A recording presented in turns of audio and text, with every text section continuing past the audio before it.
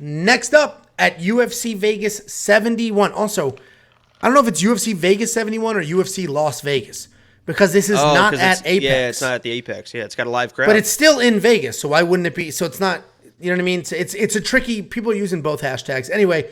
Oh, no. Next up at UFC Vegas 71, we have Victor Henry taking on Tony Gravely. Victor Henry is 22-6 overall, 3-2 in his last 5, coming off the loss to Rafael Assunção. Tony Gravely, 23-8 overall, 3-2 in his last 5, coming off the decision loss to Javid Bajarat. We just watched his brother in a very close fight, actually, at UFC. Was it? That was the only fight I didn't see.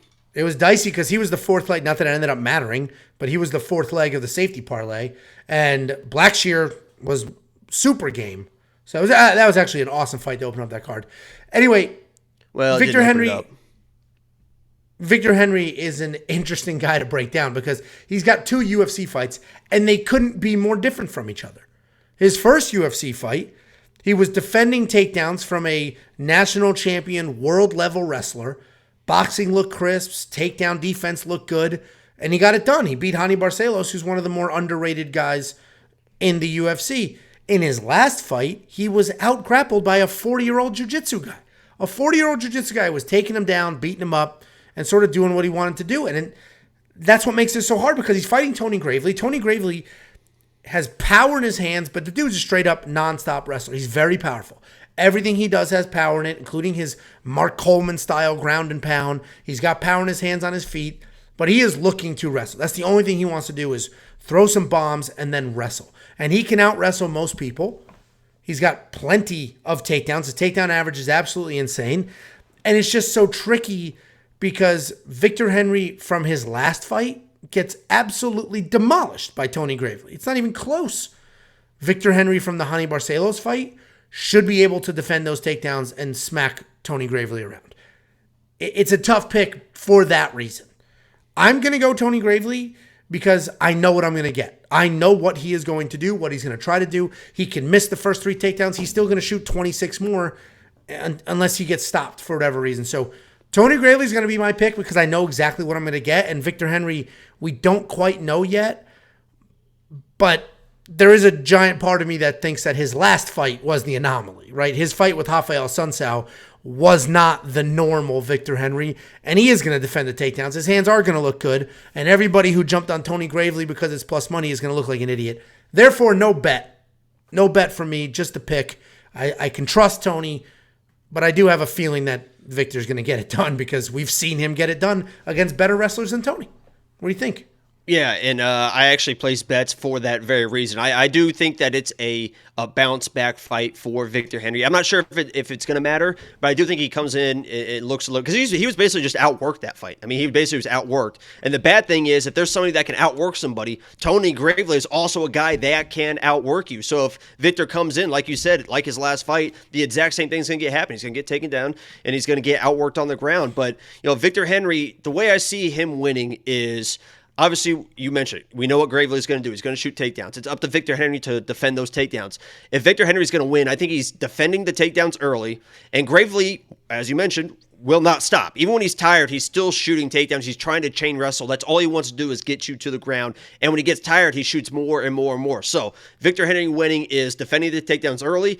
Those takedowns now get a little bit more extended, a little bit more tiresome. And when Tony Gravely gets tired or when he gets hurt, that's when he's getting submitted on the ground because he's taking bad shots, he's leaving his neck open, scrambles happen, and then he's getting outworked because he's tired on the ground. So Victor Henry's got to get him tired. And then I think there's a second or third round submission for Victor Henry with a tired Tony Gravely. Unfortunately, I have to wait till Victor can prove that to me.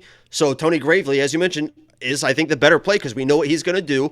Victor Henry was just outworked, so until he can prove that he's not going to get outworked, I got to pick the guy that will outwork him. So I'm going Tony Gravely, but I agree.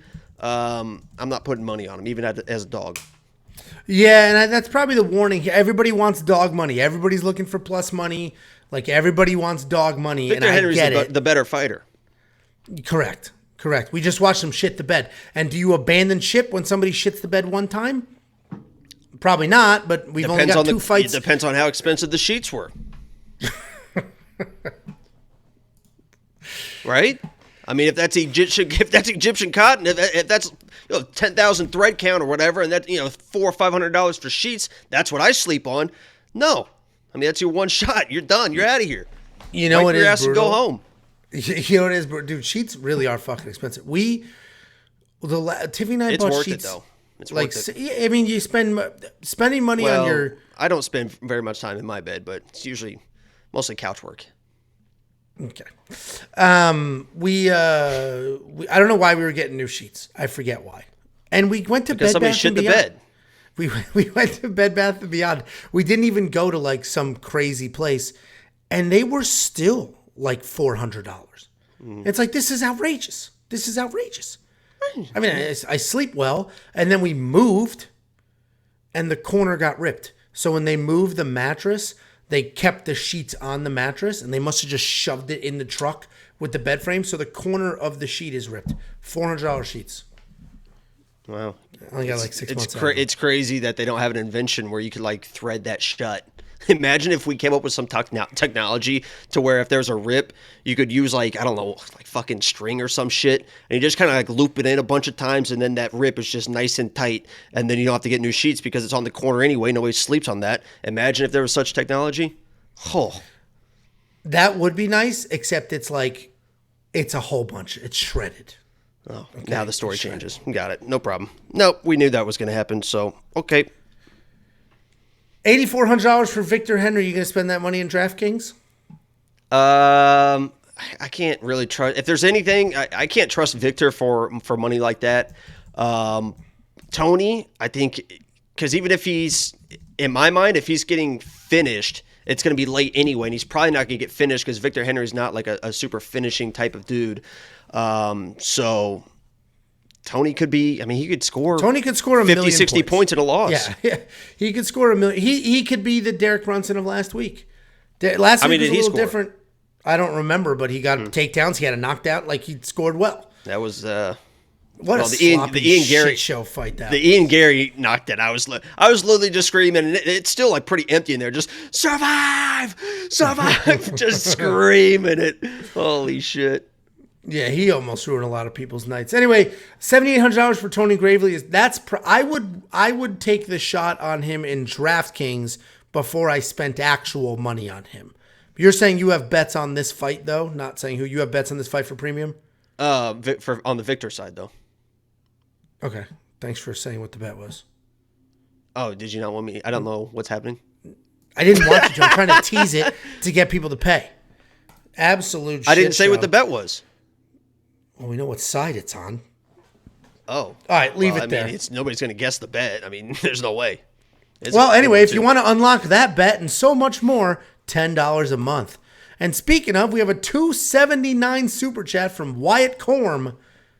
Best premium membership in the game, 100% worth it. Thank you, Wyatt, for the super chat and the kind words. And I honestly agree with you. You cannot name another person or organization that has anything close to what we have. Literally nobody. And I can say that with 100% confidence. There were charts out there. We have charts now. There was an optimizer. We have an optimizer. There's bets. Our bets are better. And there's no. And it's only $10 a month. It's not $10 an event. It's $10. That dude that took everybody's money popped back up, and he's selling his bets for like $35 an event after he took everybody's money. Fuck that guy. $35 an event. The nerve. We're $10 a month. $4.99 super chat from Joe Todoro. Let's smash the like button. If you haven't become a member, it's the best membership you can have.